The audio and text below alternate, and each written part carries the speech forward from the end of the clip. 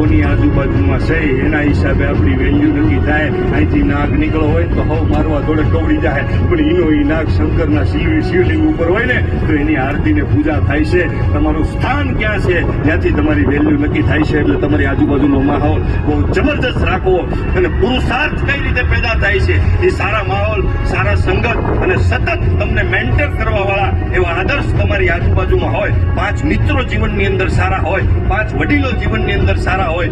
અને 100% ગેરંટી તમારે મારી લખી લેવાની કે સારા માહોલની અંદર તમે ઘૂસી ગયા, કાંઈ ન કરતા કાંઈ સારા માહોલની અંદર ઘૂસી જાવ એટલું તમને ખબર પડી જાય. કાંઈ ચકાચક છે, કાંઈ સારા વિચાર થાય છે, તમારે વિચાર કરવાનું નથી. લો, તમારે કાંઈ નથી કરવાનું. સારા માહોલની અંદર, સારા ફાઉન્ડેશનની અંદર, સારા ઓર્ગેનાઇઝરની અંદર ખાલી ઘૂસવાનું, બેહવાનું. દુનિયાનો કોઈ બાપ તમને સફળ થતા ન રોકી શકે. અને હલો, તમે ગમે એટલા જ્ઞાની હોય, ગમે એટલા મહાન હોય,